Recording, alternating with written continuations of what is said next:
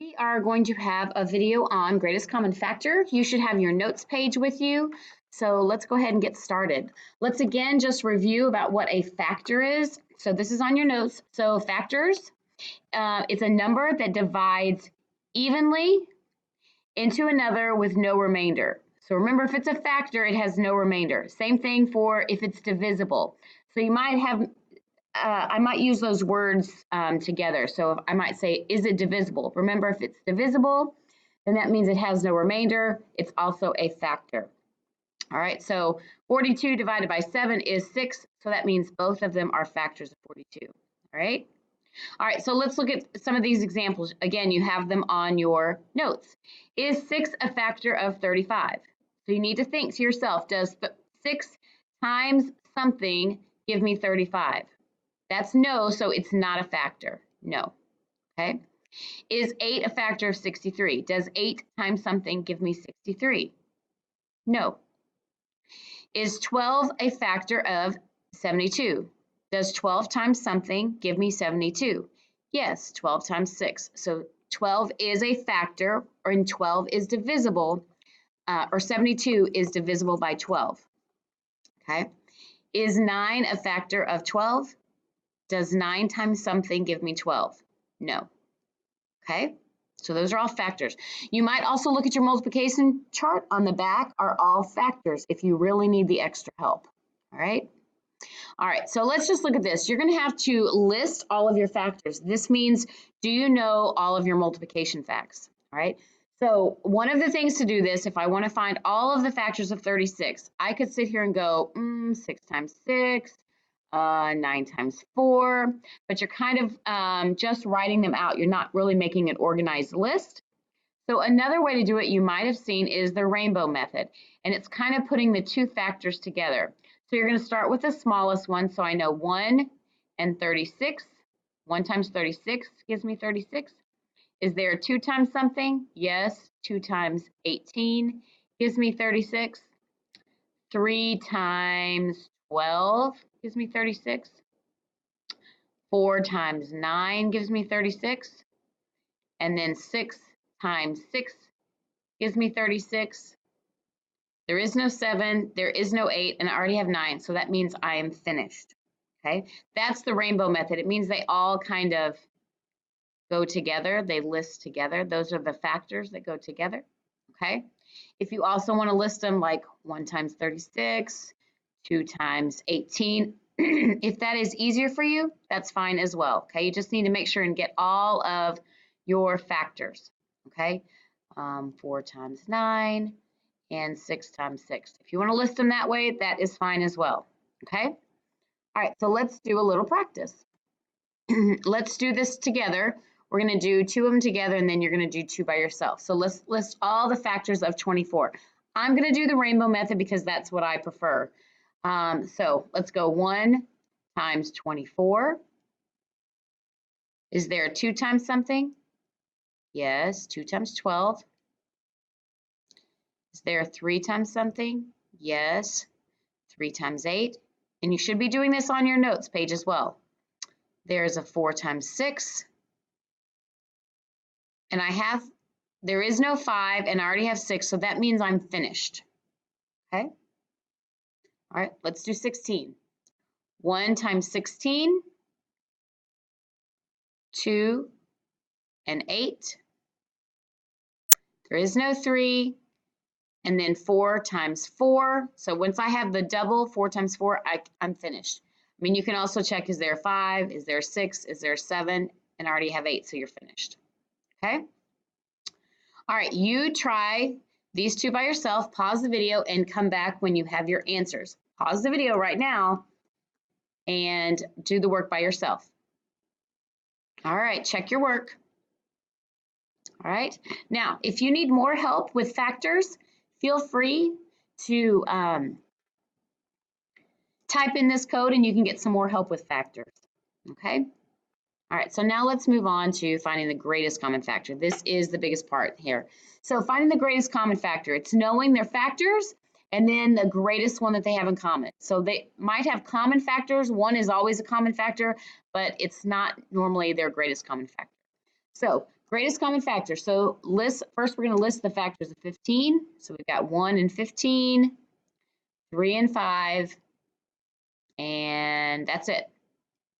18, we have 1 and 18, 2 times 9, 3 times 6. There's no 7, there's no 8, and I have 9. Okay? So let's first look at their common factors. So their common factors, they've got 1 and 3. Common factors are 1 and 3, so the greatest common factor is 3. Greatest common factor is 3. Okay. Again, if you're having problems with the factors, they are on the back of your multiplication chart. That will help you. Okay. All right. Another way you might see it is by looking at a Venn diagram. Like if I say this is the factors of 24, and these are the factors of 20. Okay. The factors of 24, let's just list them by here. 1, 2, 3, 4, 6, 8, 12, and 24. And then the factors of 20 are 1, 2, 4, 5, 10, and 20. So as a Venn diagram, right here, this middle part would be all of their common factors, You don't have to do this. It's just, I just want you to be aware that this might be something that they also show you. So their common factors are 1, 2, and 4. So the rest of these factors would go on the outside in here. So 3, 6, 8, 12, and 24. And the ones that are not common factors would go over here. So 5, 10, and 20. Okay, just be aware you don't have to use them, but they might be on like standard test or something like that. Okay. All right, so I want you to go ahead and find the greatest common factor of each of these. Again, you can list out all the factors that if you want to list them all out, if that's easier for you, or if you just know them, you can go straight to what's the greatest common factor. Okay?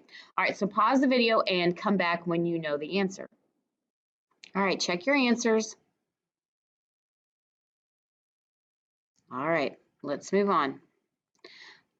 All right, so one of the things that using the greatest common factor is looking at word problems. So you're going to be using them in word problems. So let's just look at this problem.